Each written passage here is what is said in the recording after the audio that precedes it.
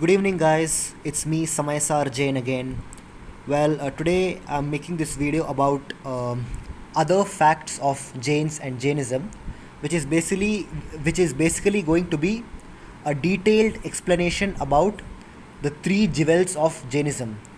I'm sure if in case all of you have seen my previous videos, I had mentioned about the three jewels of Jainism, which are Samyak Darshan, Samyak Gyan, and Samyak Charitra. So today, basically, what I'm going to do is give detailed explanation about these three jewels of Jainism. So let's begin now. So to begin with the first jewel of Jainism, that is Samyak Darshan. Okay. So Samyak Darshan means right belief in Jainism.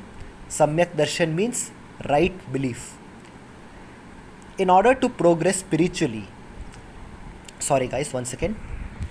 Yeah. In order to progress spiritually and to come on the path of our soul's liberation, we need to first know who are our true role models and why we should look up to them. For example, when we want to achieve a goal in life, be it anything, be it spiritual or be it material, if we want to achieve a certain goal, we need to know from whom we should take guidance, and we need to know whom should we learn from and whom should we look up to. So therefore, in terms of spirituality, according to Jainism, Samyak Darshan, which means right belief, if we want to attain moksha through salvation, and if you want to get liberated from this, if you want to get liberation from this material world and attain moksha, in order to do that, first we need to first know who are our true role models. Role models means who are the true supreme souls, or as you know, Paramatma, whom we should look up to. So if we want to attain true salvation, enlightenment and liberation, that's moksha, then we have to live our lives in a certain way where we will be able to uplift our inner self, our souls, and slowly become detached from this material world. Thus, let's discuss how a Jain monk and a normal Jain householder is supposed to live in his or her daily life. So now, if you want to attain moksha, it is not just about sitting and doing meditation, or just like praying to the Jain gods and all. We need to live our lives in a certain way. This is according to Jainism. I'm just sharing my knowledge about Jainism, as you all know. So the first thing is, we should know how to live our lives in a certain way. We need to understand how a lifestyle of a Jain householder and how a lifestyle of a Jain monk is supposed to be. So first, let's understand the lifestyle of a Jain householder. A Jain householder should try his or her best to live life in simplicity and also try to follow the 7 basic principles of Jainism. So a Jain householder basically means a Shravak, a normal Jain who is not a monk or a saint. He or she who is a common Jain person. And here one more thing, guys, when I say Jain householder, it does not mean that a Jain who is always just like living in the house. When I say here a Jain householder, what I mean is a common Jain person, he or she who is not a sadhu or a sadhvi. Even let's say a common Jain person who is going to office, doing his job, earning money, and earning monthly salary, or be it doing business, doing acting, modeling, whatever. Any Jain who is not a sadhu or a sadhvi, he or she is considered as a Jain householder. Okay, so a Jain householder should try his or her level best to live life in simplicity. Simplicity means he should not have too much of materialistic desires, always normally we keep thinking about okay, I want so much money, I want to have a bungalow, I want to have this, I want to have that.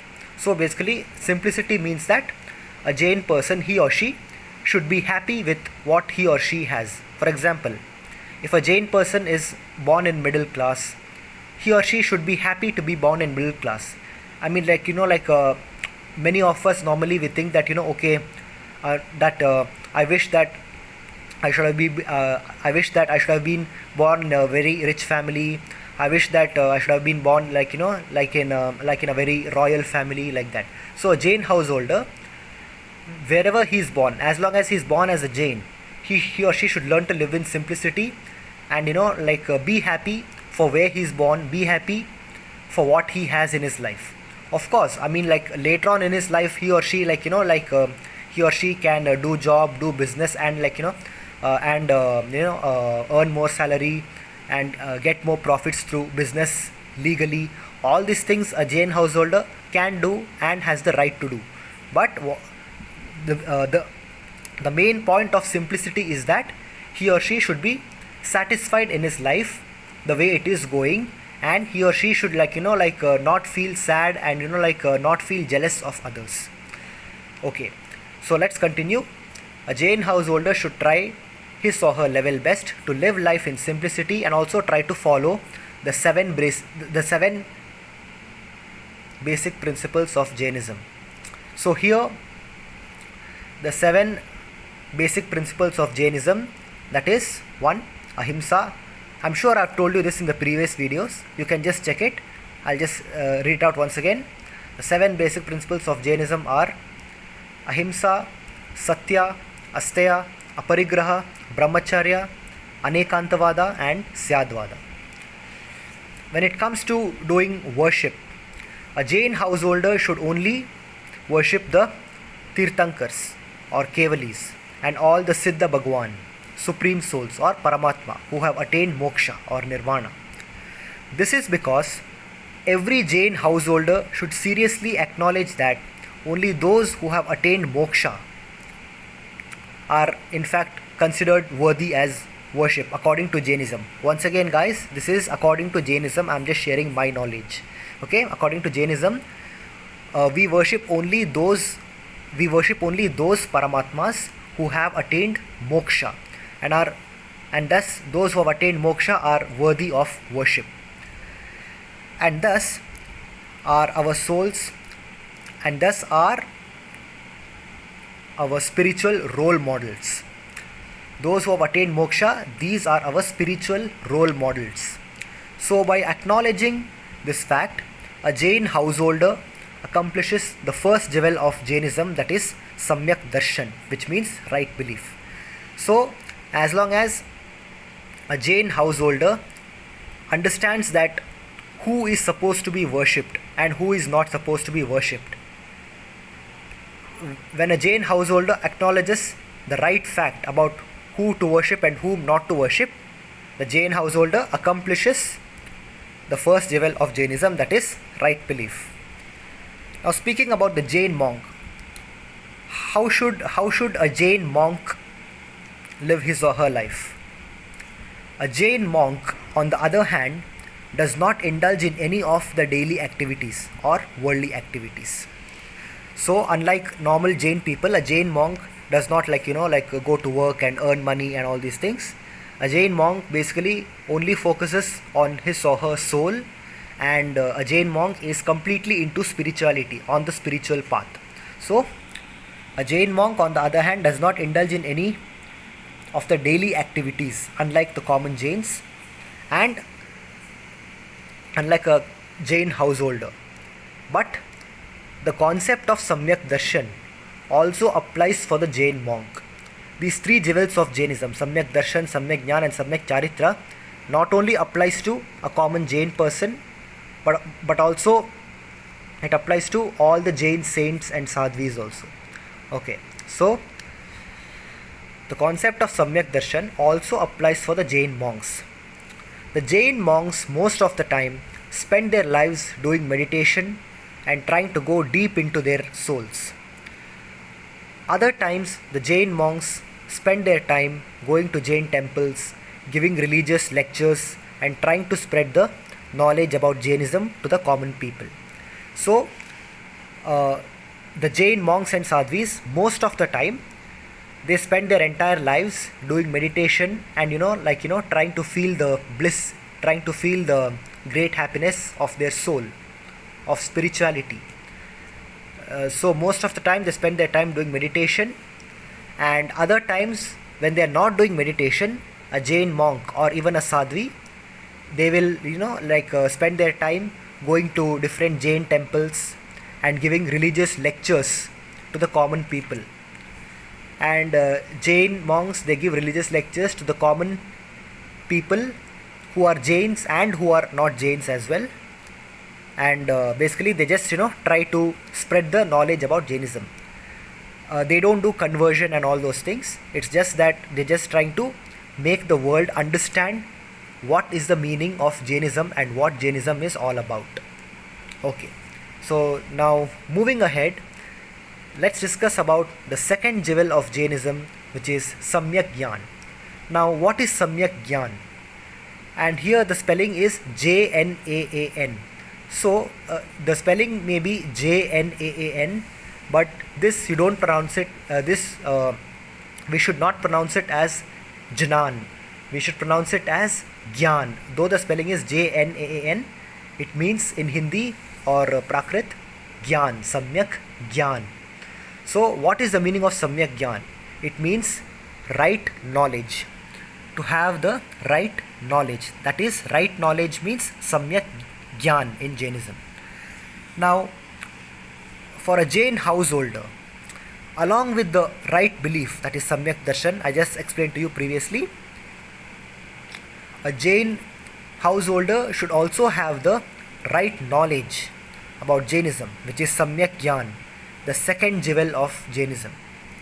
The second jewel of Jainism.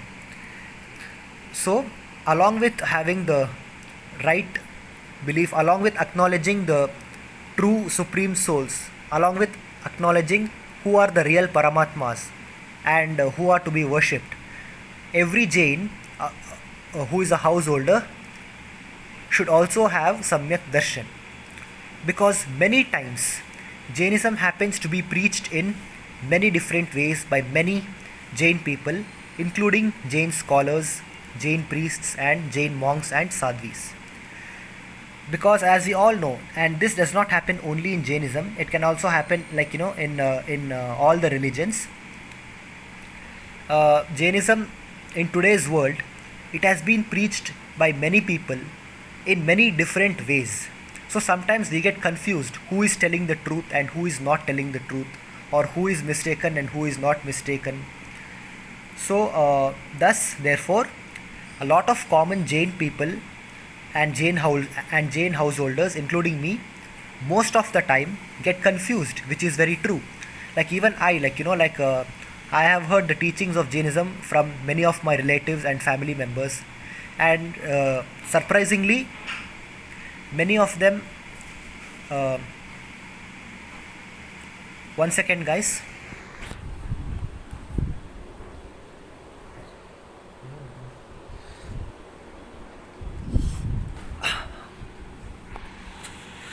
Sorry guys, actually someone just came at the door. Okay. Many times what happens is that a lot of Jain people, when they teach about Jainism or when they talk about Jainism, they talk about Jainism in various different ways.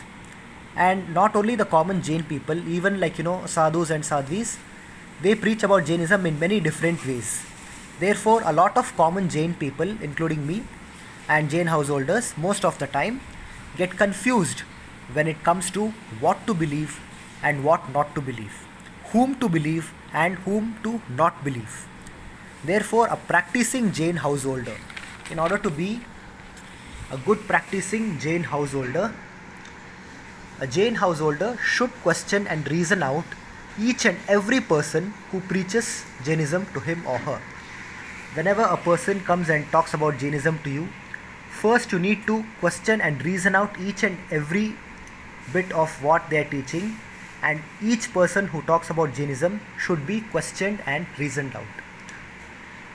And only after completely analyzing all the different teachings of Jainism, a Jain householder should believe or accept in that Jain philosophy, which means that or which sounds the most logical. What I'm trying to say here is many people who are Jains, they will preach and teach Jainism in different ways, but we should not believe each and every one of them. We should analyze each person, how they are preaching, what they are preaching, and what is the message that they are trying to give to the world. And only after analyzing each and every person among all those Jains, we should only accept or believe in only in that Jain philosophy which sounds the most logical, sensible, and reasonable for him or her. For him or her means the Jain householder. So whenever someone talks to us about Jainism, okay, I mean we should listen to their lectures patiently. But when it comes to believing and acknowledging the facts, we should only believe those things which only which are logical, sensible, and reasonable. And one more thing I would like to add, and which are practical. For example, let's say many of you, those who read Jain Shastras, if you feel that something is not practical, if you feel something is not reasonable, it is not compulsory that that you should believe it.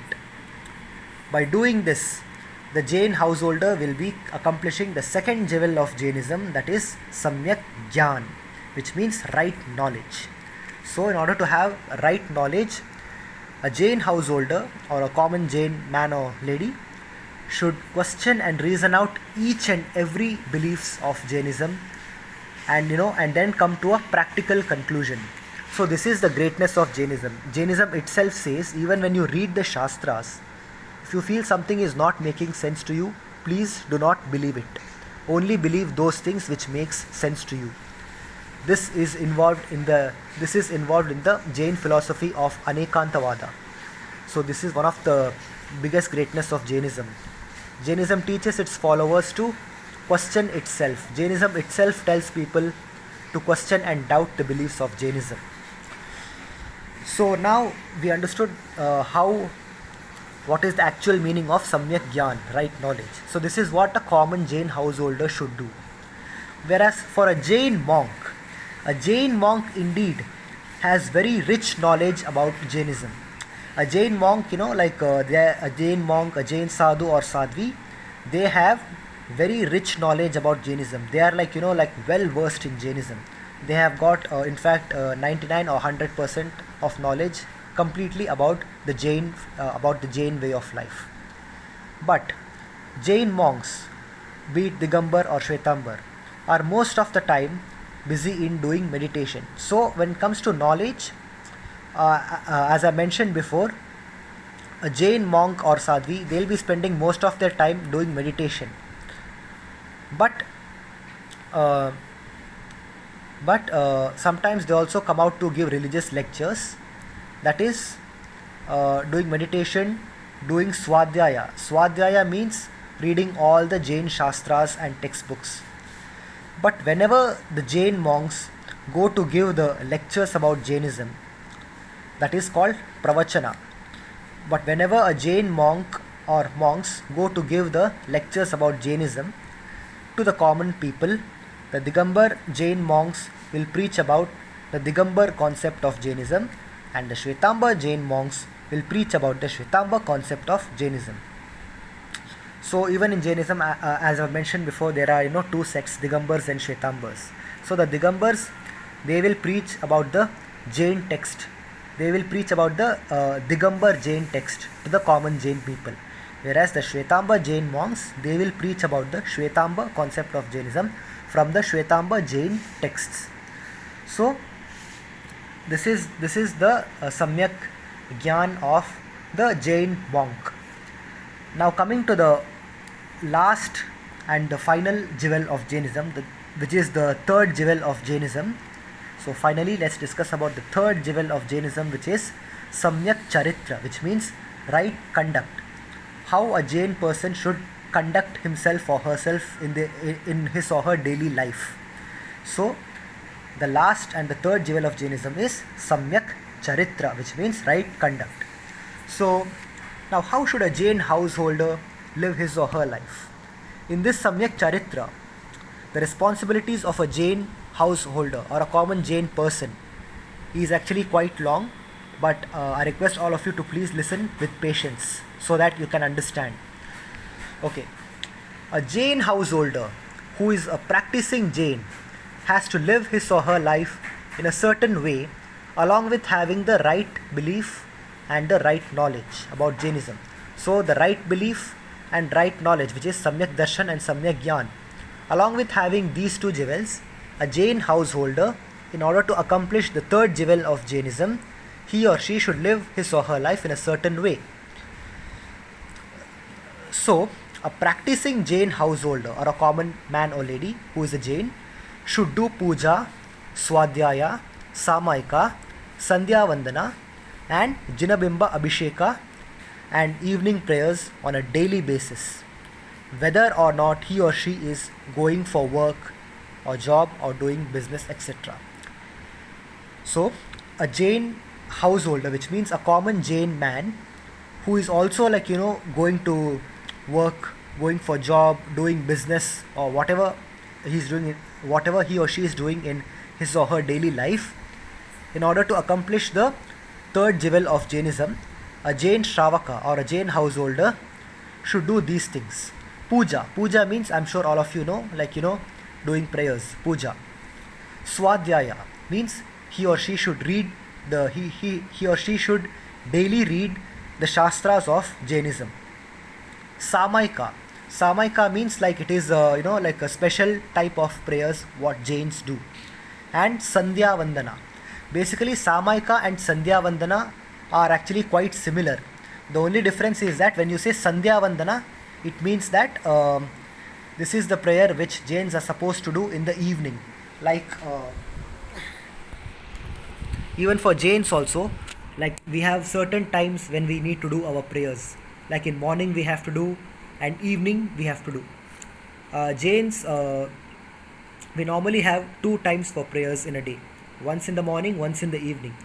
So when you say Sandhya Vandana, it is the doing Jain prayers or puja in the evening. But when we say Samaika, Samaika means it can be done it can be done in any time of the day. For Samaika, it does not mean that it is only in the evening or only at night. Samaika means it is the Jain prayers which we can do any time of the day, but every day we should do. And last but not the least, Jinabimba Abhisheka. Jinabimba Abhisheka means doing Abhishek, that we pour clean purified water on the idols of the Jain gods. That is called Abhishek. I'm sure all of you know Abhishek. Even in Hindu they do Doodh ka Abhishek, Pani ka Abhishek, they all do these things, right? So even in Jainism, we should do Abhisheka to the Jain idols. And by the way, one more thing guys, this Jinabimba Abhisheka, which means doing the Abhisheka to the Jain idols, this should be done only in the morning, not in the evening.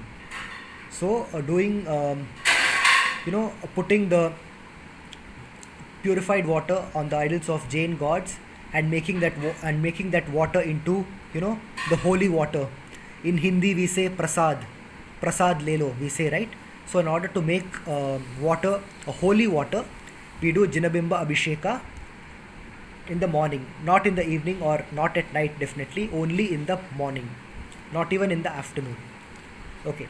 And evening prayers also should be done on a daily basis.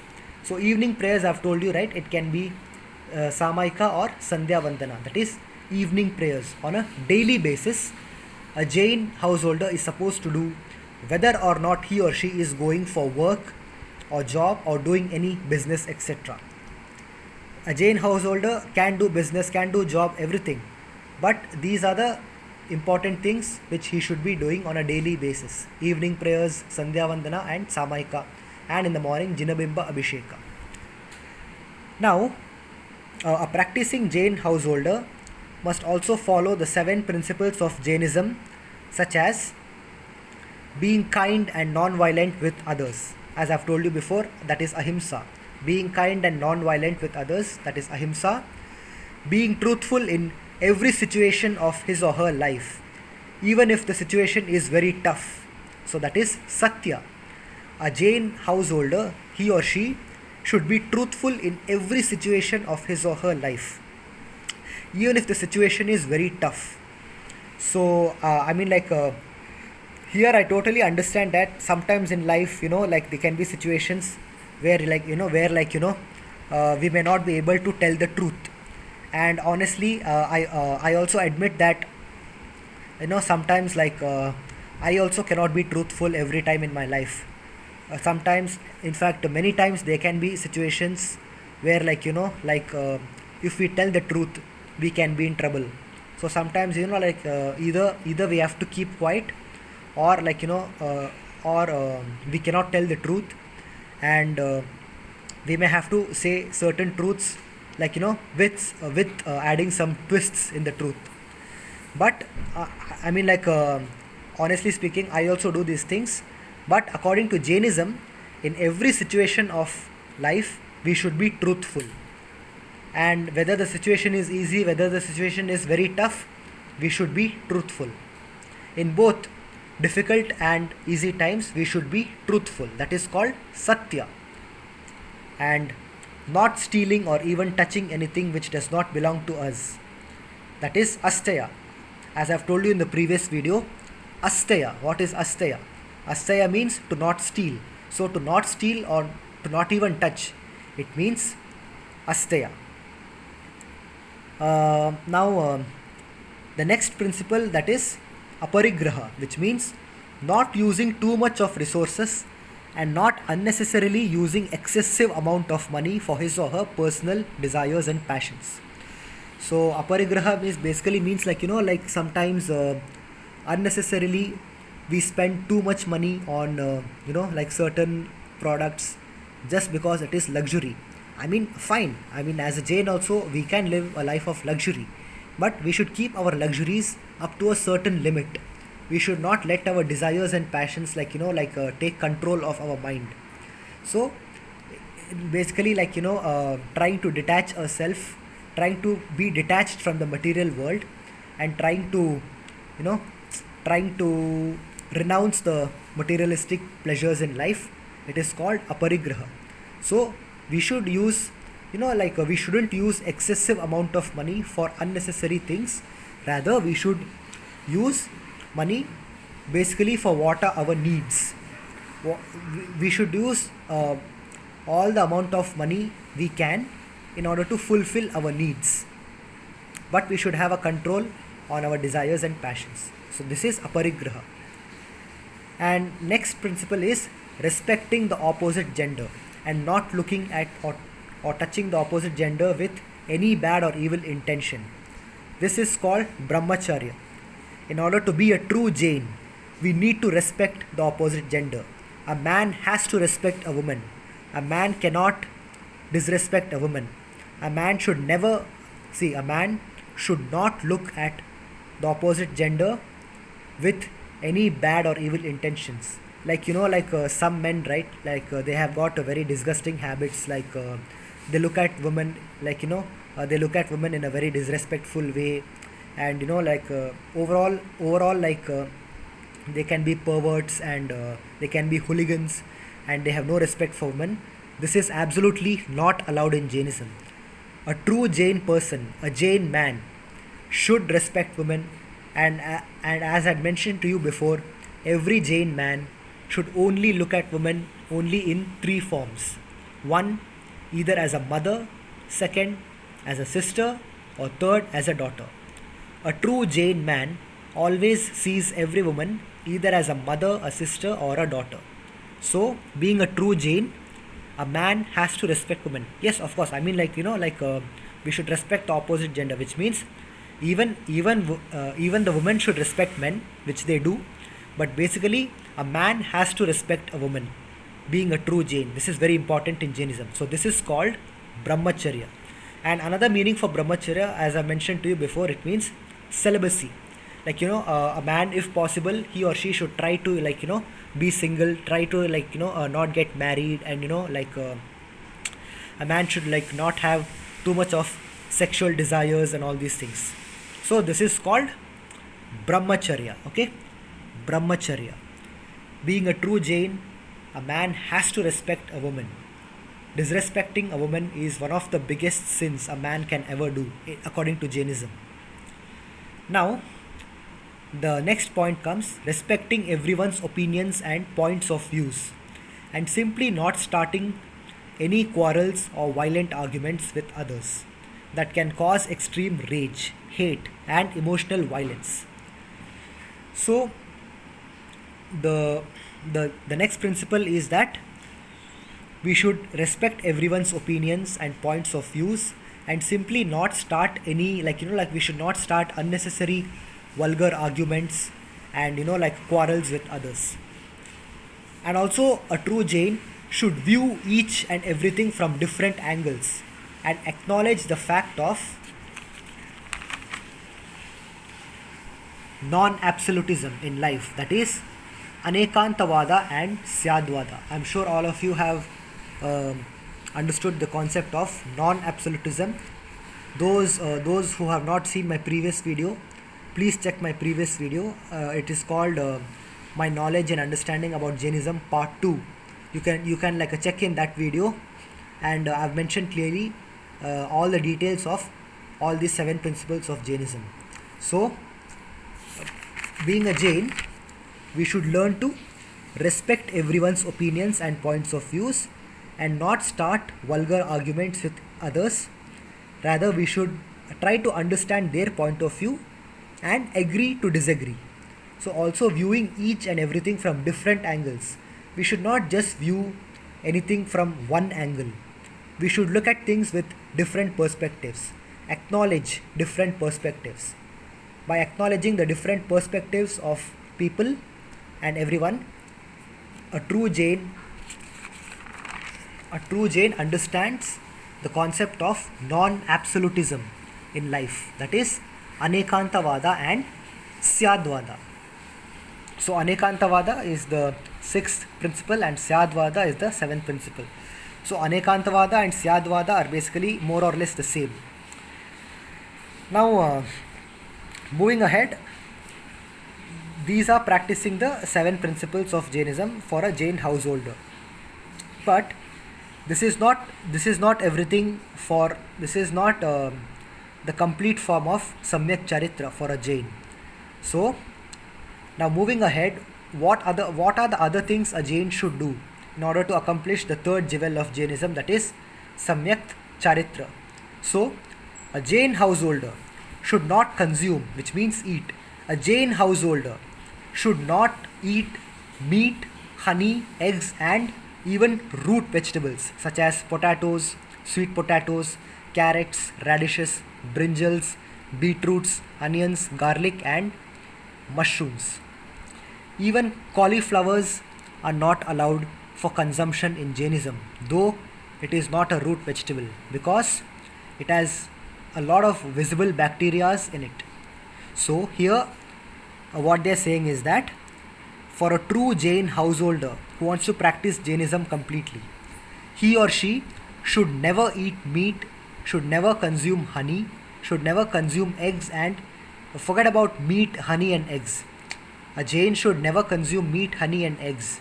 But a Jain, a true completely practicing Jain, along with not consuming meat, honey, and eggs, should also not consume root vegetables, which means a true Jain should also not eat any vegetables that is grown under the ground, such as potatoes, sweet potatoes, carrots, radishes, brinjals, beetroots, onions, garlic, and even mushrooms. So this is basically because the vegetables which are under the root, under the ground, which are grown underground from the roots of plants, they have got lots and lots of bacteria in it compared to the vegetables that are grown over ground. So when we say root vegetables in Prakrit, we normally call it as Kandamul or Kandamula. So when we say Kandamul or Kandamula, it means root vegetable.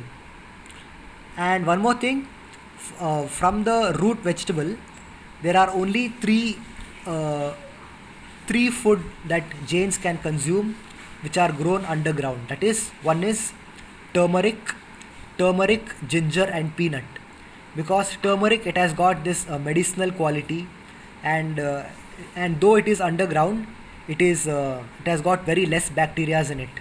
And ginger, because of the spice, there are very less bacteria in it. And peanut, it has got a very hard shell. So therefore, being a Jain, we can eat all the overground vegetables. And when it comes to underground vegetables, even for a Jain, we can eat peanut, ginger, and turmeric. But apart from these three underground vegetables, we should try to avoid all the other underground vegetables. And even when it comes to overgrown vegetables, a true Jain should avoid eating cauliflowers. Why? Because cauliflower also, though it is grown overground, it has got lots of visible bacteria in it. When you take a cauliflower, not only are there lot of tiny bacteria in it, we can actually see with our own naked eyes that there are plenty of visible bacteria that crawl upon cauliflowers. So therefore, even cauliflowers are not allowed for consumption in Jainism for a common Jain person. I'm not saying that I follow this or every Jain follows this, but this is the teaching of Jainism. Okay, so Jains are also strictly forbidden from drinking alcoholic drinks such as wine, beer, liquor, whiskey, and champagne, etc. So, in order to follow the true third jewel of Jainism, that is Samyak Charitra, a Jain person, he or she should also strictly stay away, or strictly they are forbidden from drinking alcohol, drinking alcoholic drinks such as wine, beer, liquor, whiskey, or even champagne. So these are the things that should not be consumed for a true Jain, for a true practicing Jain. And every Jain should completely stay away from activities such as gambling, drugs, prostitution, betting, and smuggling, etc. So according to Jainism, those who do activities such as gambling, drugs, prostitution, betting, and smuggling, these things are totally forbidden. So you can see here, every Jain should completely stay away. Okay, every Jain should completely stay away. Stay away means you should stay away from activities such as gambling, drugs, prostitution, betting, and smuggling. These acts are very sinful according to Jainism. Moving ahead, a Jain householder must try his or her level best to control his or her inner enemies. Now, when we say enemies, normally we think that someone else is an enemy. That person is my enemy. That country is my enemy. He is my enemy. She is my enemy. A Jain householder must try his or her best to control his or her inner enemies.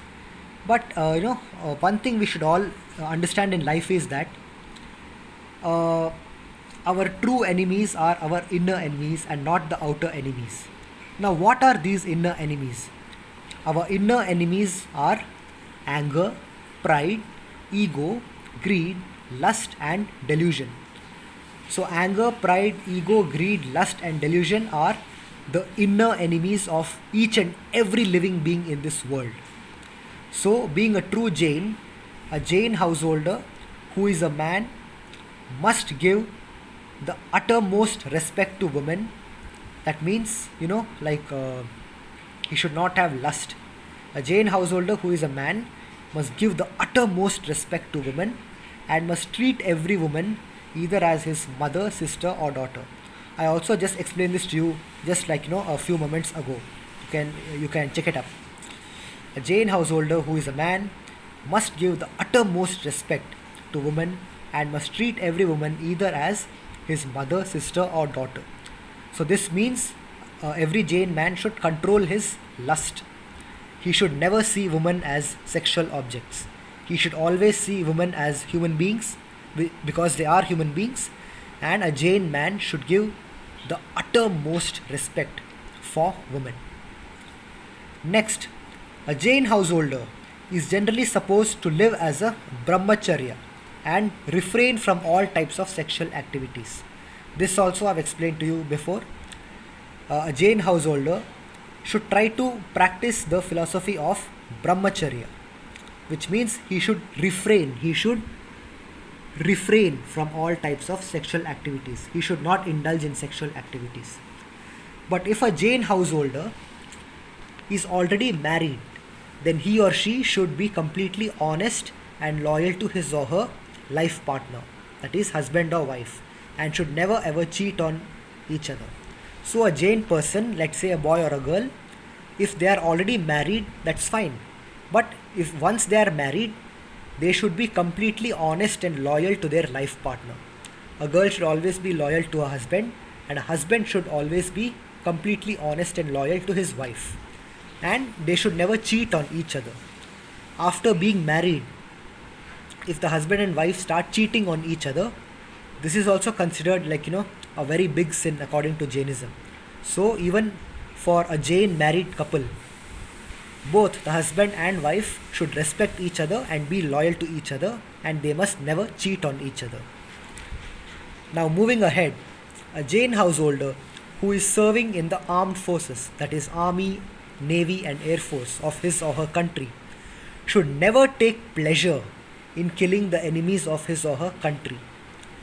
So one thing we need to understand is, though the Jain philosophy allows every Jain to join the armed forces and destroy the enemies of one's country, we should not take pleasure in killing the enemies. For example, a Jain householder is not forbidden from joining the armed forces.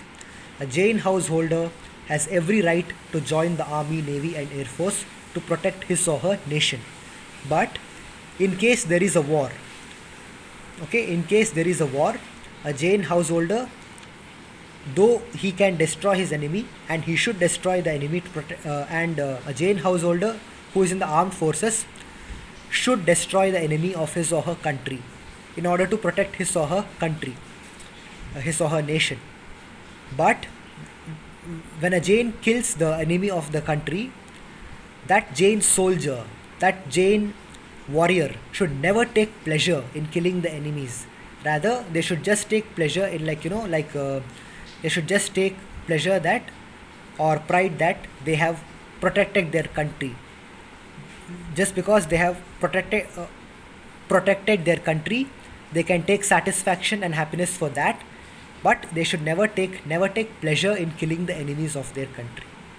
So I will read it out as I just explained to you. This means when a Jain soldier kills a terrorist or the soldiers of the enemy countries, for example, a terrorist is coming to attack a country, or let's say the soldiers of another country are coming to attack a country, a Jain person has every right to join the army and kill the terrorist, and even to kill the soldiers of other countries who are trying to attack our country. But when a Jain soldier or when a Jain warrior kills a terrorist in that war, that Jain soldier shouldn't, which means should not, take pride or pleasure for killing and destroying the terrorists. Even when you kill a terrorist, though he may be a terrorist, a Jain soldier, after killing the terrorist, should not take pride or pleasure for killing the terrorist and the enemy soldiers of the country.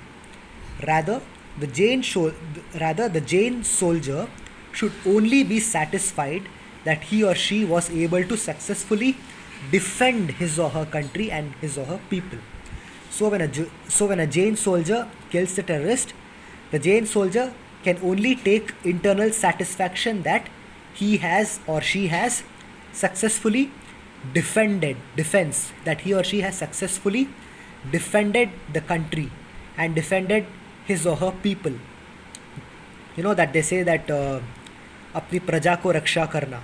So every Jain soldiers, all the Jain soldiers and warriors should only take internal satisfaction for successfully defending their country, but they should not take pleasure for killing the enemies and killing the terrorists. Okay, moving ahead now, a Jain householder, or for Jain householders, they are not stopped from doing certain types of hinsa. Like,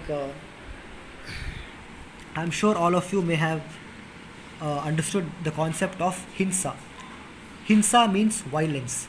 When you say ahimsa or ahinsa, it means non-violence. Hinsa or himsa means violence. So, unlike the Digambar Jain monks and saints, for Jain householders or common Jain people, they are not stopped from doing certain types of hinsa. What are these certain types of hinsa a Jain householder is not stopped from doing? For example, fighting in self-defense, using pesticides and herbicides, harvesting and growing crops, plucking fruits from trees to eat, plowing the land, clearing off some acres of forests for constructing buildings and doing businesses, and opening up various companies, etc. And last but not the least, traveling around the country and to foreign countries in all types of vehicles. So a Jain householder, though he is a Jain, but being a householder, a Jain householder has got certain privilege, and Jain householders are not stopped from doing these type of sins. Like, for example, someone attacks you on the road. If you want to fight in self-defense, you have all the right to defend yourself, being a Jain. Using pesticides and herbicides when you grow crops in the farm. If you want to protect your crops from being eaten by insects, sometimes, though we are Jains, we may have to kill the insects using pesticides and herbicides. Harvesting and growing crops. Even when we grow crops, we need to there'll be a lot of violence done to many microorganisms, but in order to grow food we have to do it. Plucking fruits from trees. Even being a Jain, when you pluck fruits from trees, the trees do feel pain, but for Jain householders, we are not stopped from doing this kind of violence, from doing this kind of himsa. So, when it comes to plucking the fruits from trees to eat, plowing the land, like if you have to grow rice, if you want to grow crops, we need to plow the land, and clearing off some acres of forest. Today we are living in a modern world. Before, the earth was completely full of forests, but today there are forests and many countries, cities, towns, and big buildings, etc. So for a Jain householder, if he or she wants to clear off some acres of forests for constructing buildings and doing businesses, so if a Jain householder has to open up a business and open up many companies and even travel around the world in flights, and also within the country, if you have to travel in cars and all, it causes pollution. But a Jain householder is not stopped from doing these kind of activities, though it is hinsa. Because for Jain householder, he has to earn his daily bread, and for a Jain householder, if he or she has to earn his or her daily bread, he or she has to do businesses, open up companies, and travel around the world, and travel in all types of vehicles around the world. So these are certain violence or certain himsa which a Jain householder is not stopped from doing. Now, which is the only hinsa that a Jain householder is prohibited from doing? The only violence which Jain householders are not allowed to do is offensive violence, that is, intentionally causing pain, suffering, or grievous hurt to others, physically or emotionally. For example, no one has done anything to you. You, being a Jain, from your own side, if you go and try to harm another person or any other living being with the intention to cause suffering or grievous hurt or pain, this kind of intentional violence is 100% not allowed. This kind of intentional violence is not allowed for a Jain householder according to Jainism. All the other things, like like such as like when you want to clear some forests, you know build buildings and build cities, make roads, and open up new businesses, all these things are allowed for Jains, I mean allowed for Jain householders. But intentionally causing pain, suffering, or grievous hurt to another living being is definitely not allowed for a Jain householder according to Jainism. And when you say intentionally causing pain, it not only means intentionally causing physically, or only causing physical pain is not the intentional violence.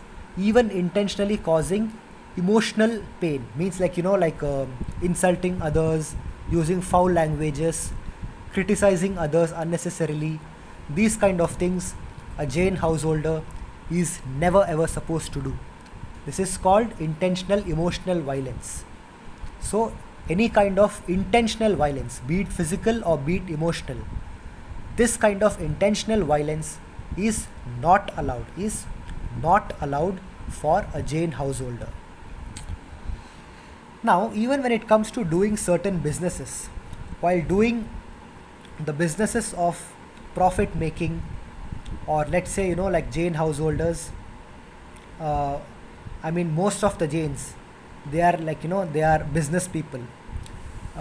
Very few people of Jains, very few Jain people do jobs. Most of the people in India and in the world are business class people. So even while doing businesses, and not only the non-profit organizations, but even profit making businesses run by Jains, the Jains who are Jain householders uh, are not allowed to do certain things.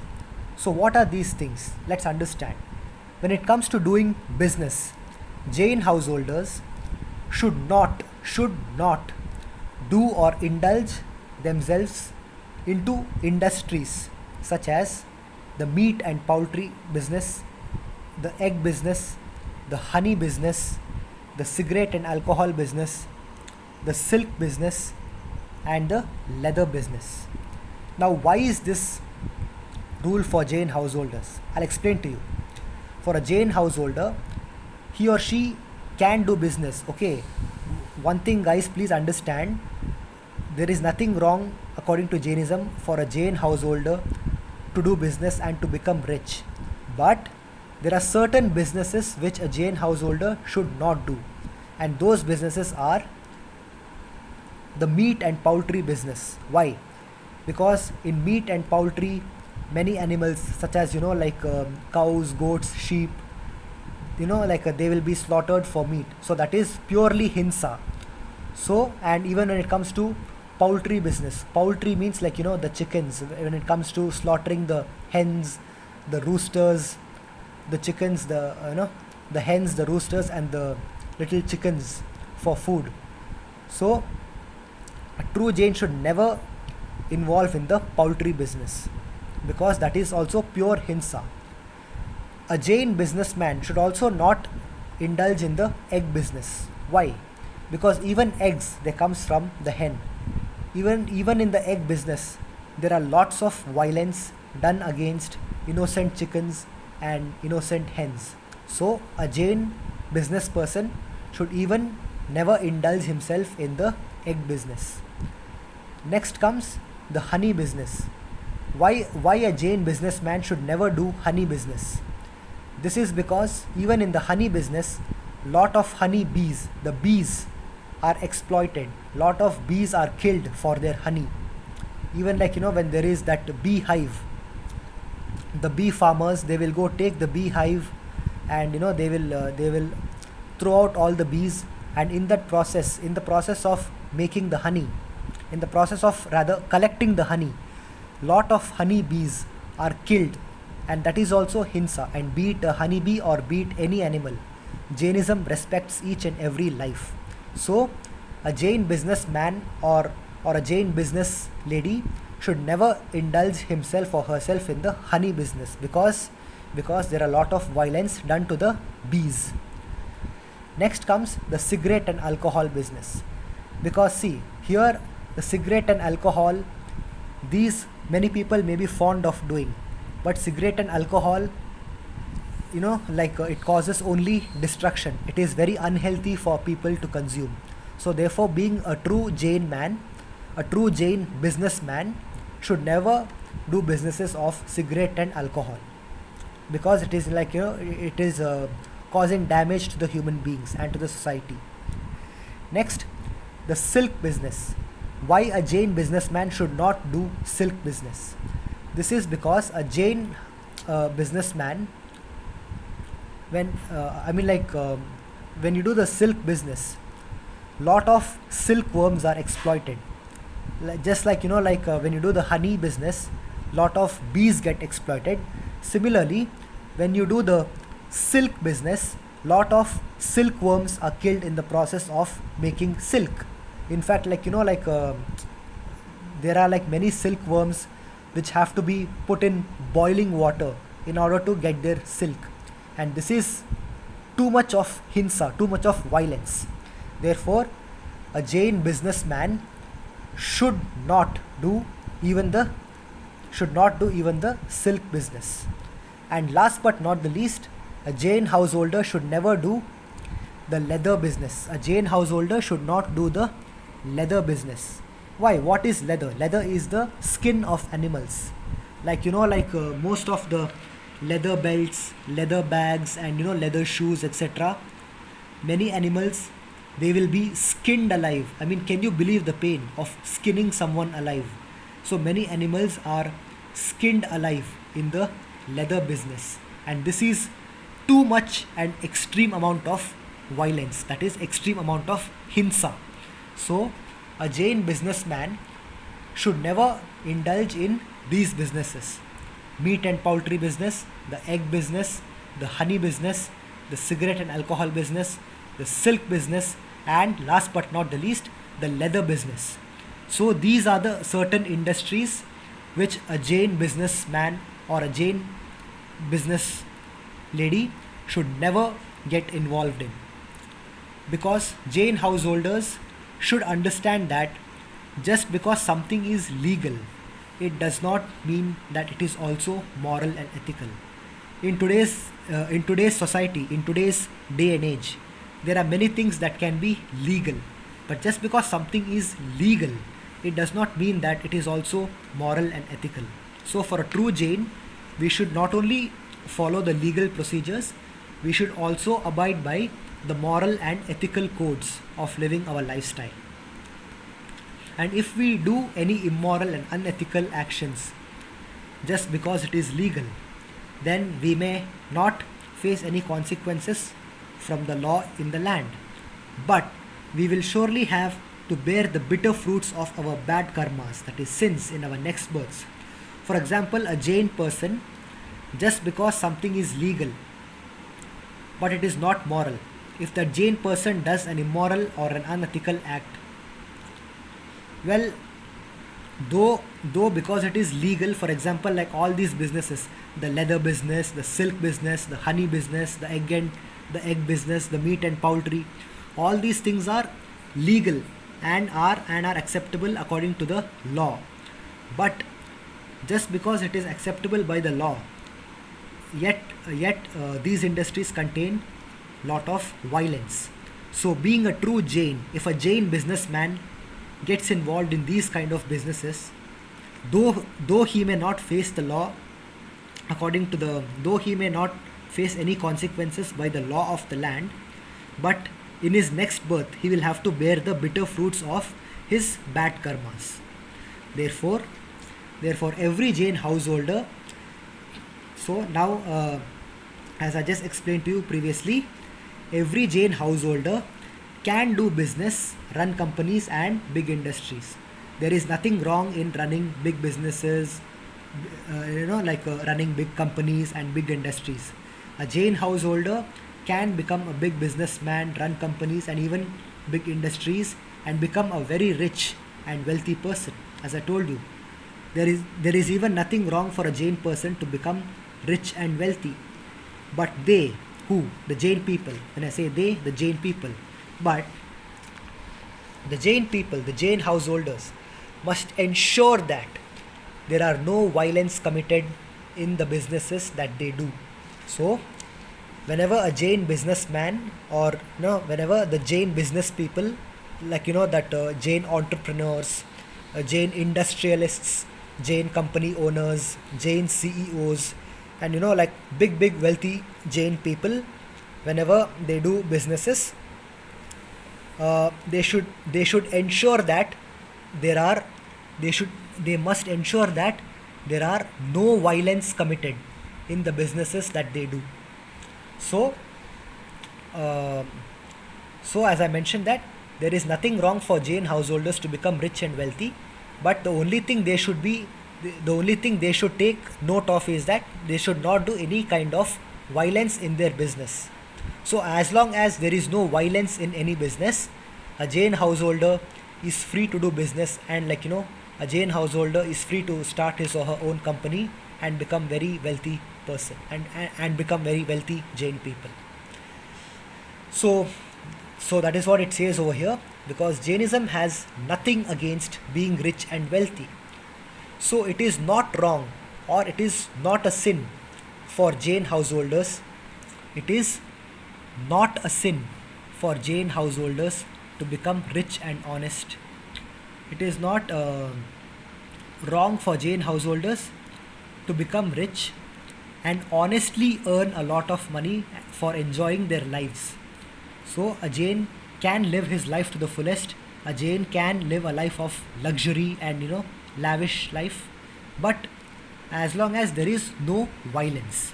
So when there is no violence, a Jain householder can honestly earn a lot of money from that business he or she is doing and enjoy their lives to the fullest. But one more thing is that whatever money and wealth we make or earn, being Jains, whatever money and wealth that we earn or make, we must earn it in a very moral and ethical way, along with following the legal procedures of the country we are residing in. So, even not only business, any job, any profession, any career that we as Jains take, uh, we should whatever money we have earned, whatever money that we earn every month or every day or every week, we should earn it honestly. It does not matter how much we earn. We can earn in thousands, we can earn in lakhs, we can earn in crores, and we can earn in hundreds and thousands of crores. But each and every penny should be earned with honesty, should be earned honestly and not dishonestly. We should never accept bribes. We should never give bribes. We should never accept bribes. We should earn lot of money honestly. So, and along with following all these moral, moral and ethical way of life, a Jain should also follow the legal procedures of the country they are staying in. So next, uh, one more thing. There is still more to go. A Jain householder who is extremely rich, for example, certain Jains, when they are born itself, they'll be born in a very rich families, very rich Jain families. So a Jain householder who is extremely rich and who has extra excessive amount of wealth, who have got too much of wealth, should give away his or her extra amount of wealth to the poor and the needy people. Or he or she must use that extra amount of wealth to provide sufficient food and good shelter for the helpless and stray animals on the streets. So, for example, let's say some Jain person has some Jain person is born into a very rich family, and he or she has got lots and lots of wealth. Okay, he can use it for his or her entertainment and his or her, like, traveling the world and, enjoying life. But when he has got like extra excessive, when a Jain who has got extra excessive amount of wealth, he should, like, also give away. He should give away not all his wealth. Okay, Jainism never says that you should, like, you should give away all your wealth. A Jain householder who is extremely rich and who has extra excessive amount of wealth should also should only not also sorry should only give away the extra amount of wealth to the poor and the needy people. So whatever excessively, and also here one more thing, look at the key word. The key word is not only excessive, the key word is extra excessive. Okay, so when you say extra excessive, even if a Jain person has got like excessive amount of money, it is fine, he can enjoy that money. But a Jain person who has got extra excessive amount of wealth and money, he should give away only that extra amount of wealth to the poor people, to the helpless, to the poor and the needy people. And not only that, for example, if there are like no poor people around him, that Jain person should also use his wealth to buy food and provide sufficient food and good shelter for the helpless and stray animals on the streets, and last and at least the ones which are living near the residence of that wealthy Jain householder. So what they're saying is that uh, either a very rich Jain person with too much of money, he or she can either give away his extra amount of wealth to the poor people, or if not to the poor people, at least he should, like, spend that money in providing sufficient food for the stray animals and the helpless animals. So like for example, you should like buy a lot of food for the dogs on the streets, feed the cows, feed the cats, feed the buffaloes on the streets. And especially in India there are like lots of stray dogs. So a true Jain should, go and feed the stray animals, feed the stray dogs, feed the stray cats, feed the stray cows, and every stray animal in the country using his or her extra amount of wealth. And now, last but not the least, a Jain householder should slowly try to follow the path of the Jain monks and nuns, which means in order to accomplish the third jewel of Jainism, that is Samyak Charitra, a Jain householder should slowly try to follow the path of Jain sadhvis and sadhus, or Jain monks, which means therefore therefore therefore as time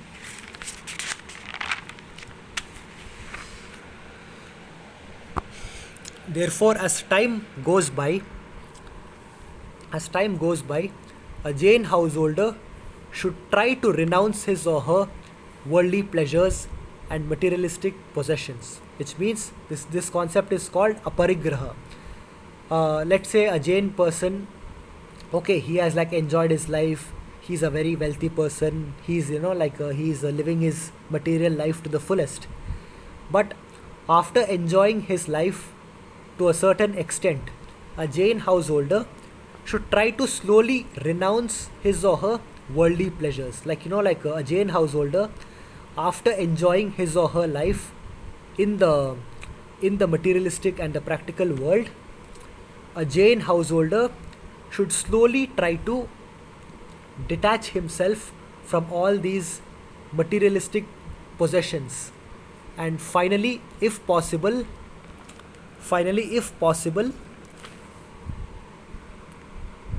the Jain householder should take the Diksha and become a Jain monk or a Jain sadhvi. So after living a life of materialism, after enjoying the materialistic life and enjoying all the worldly possessions and pleasures, a Jain householder should, do his best to renounce the material world and take Diksha, Diksha means it is the process whenever a common Jain person becomes a Jain monk or a Jain sadhvi, they take Diksha. So after living, enjoying and experiencing the material life, a Jain householder should finally try to take Diksha and become a Jain monk or a Jain sadhvi. And once a common Jain person once a common Jain person takes Diksha and becomes a Jain monk or a Jain sadhvi, by doing all these, a Jain householder finally accomplishes the third jewel of Jainism, that is Samyak Charitra, which means right conduct. As I've mentioned to you before, sorry guys, this video is actually quite long because the concept of Samyak Charitra is indeed very long. So, for a Jain householder, uh, he or she should follow all these things, not only this much, all the previous things that I told you. Not indulging in, not should not do business like meat and poultry, and even like practicing all the seven principles of Jainism, not taking pleasure in killing the terrorists, rather only taking pleasure in defending the country, and also doing only those businesses which has no violence, etc. All these things completely, and finally taking Diksha and becoming a Jain monk or sadhvi. By doing this, a Jain householder finally accomplishes the third jewel of Jainism, that is Samyak Charitra, which means right conduct. So this is the concept of Samyak Charitra for a common Jain person or a Jain householder. Now coming to the Jain monks, those people who have already become Jain monks, those Jains who have already taken Diksha and become Jain monks, what are their duties for Samyak Charitra, for right conduct? A Digambar Jain monk. Okay, now let's understand this. For a Digambar Jain monk, for a Jain monk, especially from the Digambar sect, the rules are very strict and rigid. Rigid means very, very powerful, very not tough to follow. Now let's understand what are the Samyak Charitra duties for a Digambar Jain. For a Digambar Jain monk is he. What is a Digambar Jain? A Digambar Jain is he who has renounced his worldly and materialistic life, including his clothes. A Digambar Jain does not even wear clothes. A Digambar Jain monk is naked because he has not only renounced all his materialistic pleasures and materialistic life, but a Digambar Jain monk has also renounced all his worldly possessions, including his clothes. So to understand who a Digambar Jain is, a Digambar Jain monk is he who has renounced his worldly and materialistic life, including his clothes. A Digambar Jain is he who is neither poor or rich. A Digambar Jain is not poor and neither he is rich. A Digambar Jain Muni does not have any money, but that doesn't mean he is poor. A Digambar Jain is not poor and not rich. So a Digambar Jain is also he who is neither. A Digambar Jain Muni is he who is neither poor or rich, who does not live under a roof over his head, and nor does he sit or stand on a smooth floor which is made by man using tiles. A Digambar Jain does not live inside a building. A Digambar Jain does not live in a house, but that does not mean that he is homeless. A Digambar Jain spends his or time in meditation, as I've mentioned before. A Digambar Jain monk does not sit or stand on smooth floor, or they don't sit on any smooth surfaces. They always sit either on rocks and on the on rocks, on stones, or on the in nature. They don't sit in the man-made world. They don't sit on man-made tools. They only sit on nature, like rocks, stones, the sand, the soil. They only sit on natural things. They only use tools of nature and not man-made tools. So, a Digambar Jain does not sit or stand on smooth floor, which is made by man using tiles. A Digambar Jain is also he who eats food only once a day, that too using only his bare hands. Whenever you see a Digambar Jain monk eating food, they will never eat food using plate, spoon, fork, and everything. They'll only eat food. All the Jain householders, they will gather around the Jain saint.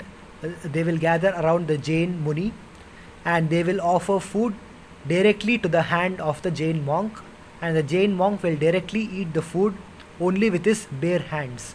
Using his hand, he will eat his food using only his bare hands. A Jain monk, a Digambar Jain monk, will eat his food. That too only once a day. And one more thing, a Digambar Jain monk also will boil and filter every drop of water with a cheesecloth before drinking it, because even in water there can be lot of bacterias that can lot of microorganisms which are not visible to the eye. So in order to avoid killing those bacterias, a Jain monk will normally only drink that water which is boiled and filtered using a cheesecloth. Because when you boil the water, and after boiling the water, when you filter the water using a cheesecloth, um that water becomes very pure and there'll be no bacteria in it. Therefore, a Jain householder, sorry, not a Jain householder, a Jain monk, with the help of the Jain householder, will always boil and filter every zip of water with a cheesecloth before drinking it. A Digambar Jain monk is also he who never ever uses any kind of vehicles for traveling, and they only walk to wherever they have to go. That too with their bare feet, without wearing any shoes or any slippers. So Digambar Jain monk, whenever they have to travel to a different place, they never use any vehicles. They only walk with their bare feet.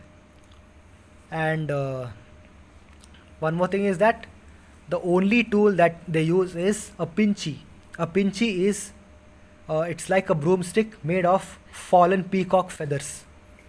A pinchi is basically it's like a broomstick made of fallen peacock feathers. You can also see the images of Jain monks on Google. They'll be having that. It looks like something like a duster, but basically it is called a pinchi.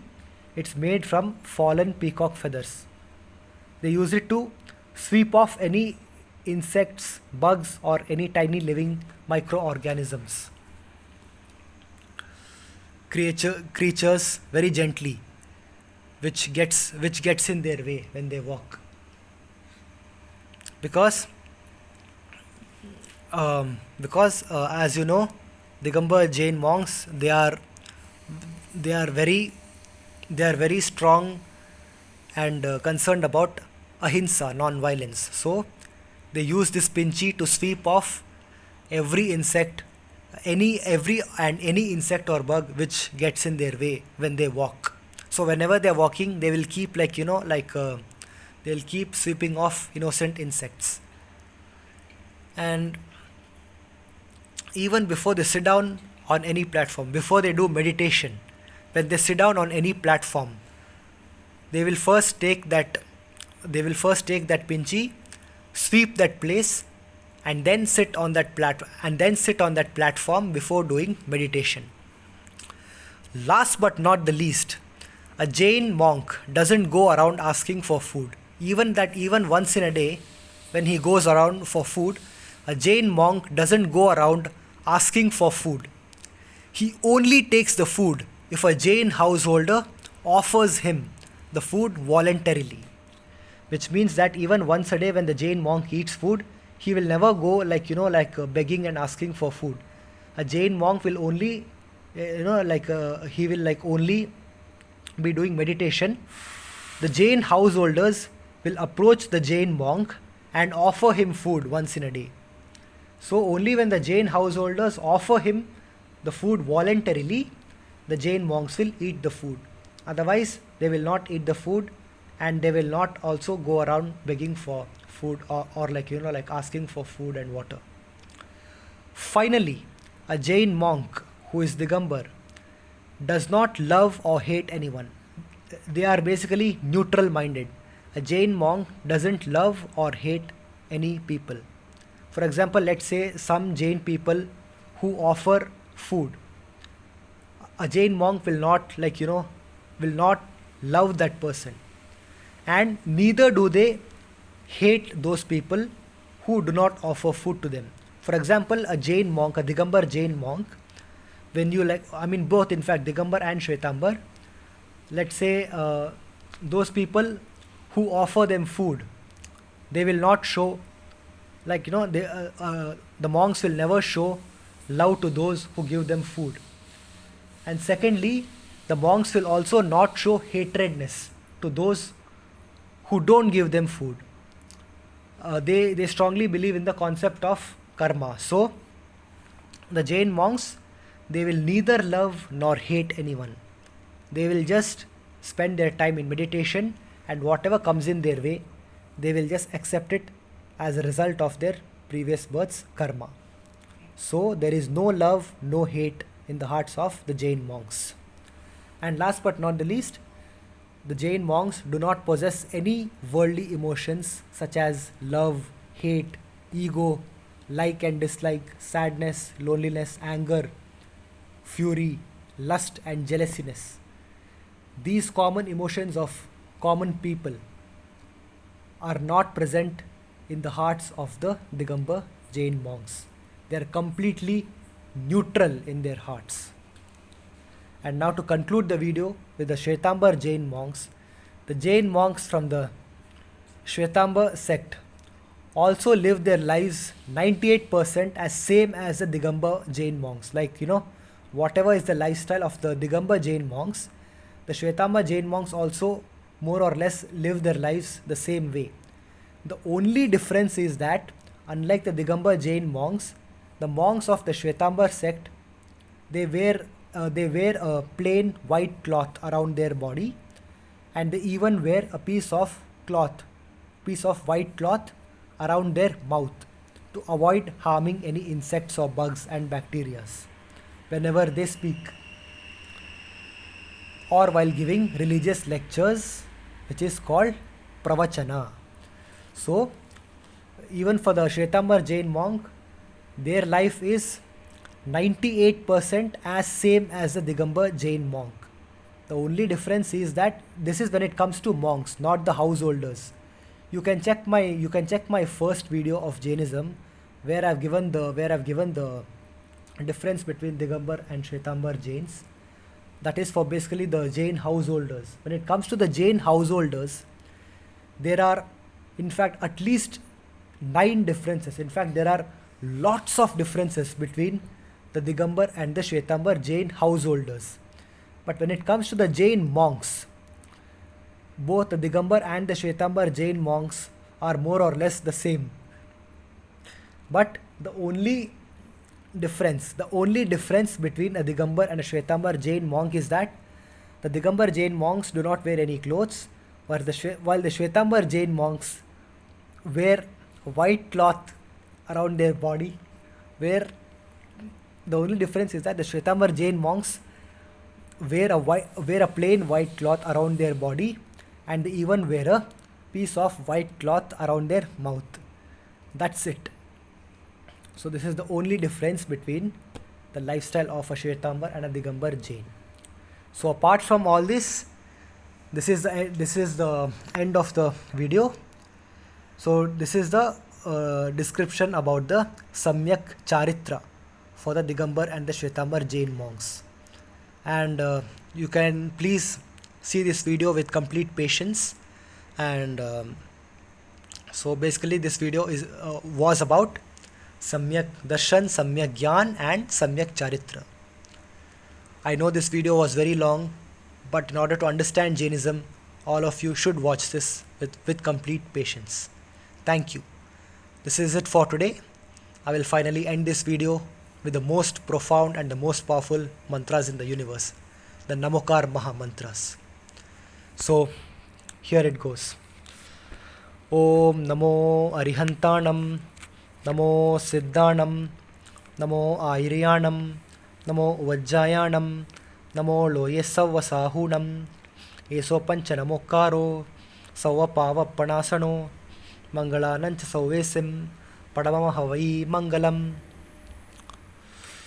Jai Siddhatma. Om Bhrim Shrim Arham Asyavasa Namaha. Om Bhrim Namaha. Om Namas Siddhebhyaha. Om Shuddhatmane Namaha. Om Bhrim Shrim Arham Asyavasa Namaha. Om Vitaragaya Namaha. जय सिद्धात्मा महावीर भगवान की जय जय जय.